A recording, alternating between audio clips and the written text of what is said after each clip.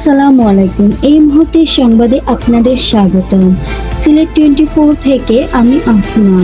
ফের তৃতীয় কার্যদিবসে লেনদেনের প্রথম আধা ঘন্টায় সকাল 10টা থেকে 10:30 পর্যন্ত দেশের প্রধান পুঁজিবাজার ডিএসইর প্রধান সূচক আগের দিনের চেয়ে 11.23 পয়েন্ট বেড়েছে।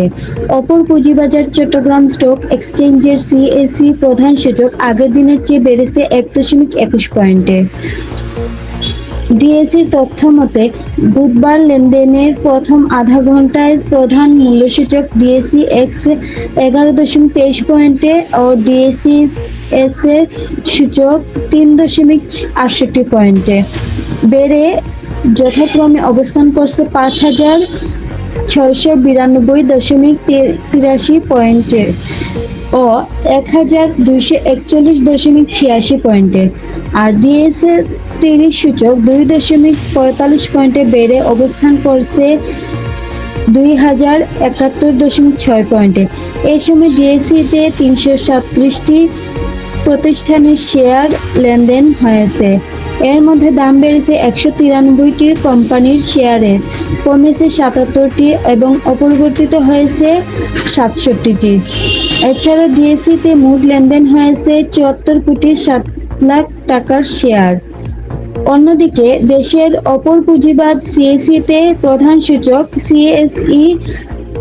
সিএসপিআই 1.21 পয়েন্ট ও সিএসসি এক্সচেঞ্জ এক্স সূচক 5.1 পয়েন্ট বেড়ে দাঁড়িয়েছে যথাক্রমে 16,878.27 পয়েন্টে ও 9,693.90 পয়েন্টে।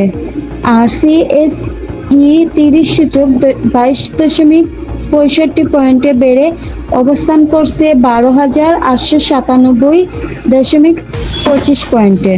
এছাড়া সিএসআই সূচক 0.4 পয়েন্টে ও সিএসই 50 সূচক 0.84 পয়েন্টে বেড়ে যথাক্রমে অবস্থান করছে 1,032.6 পয়েন্টে ও 1,184.88 পয়েন্টে।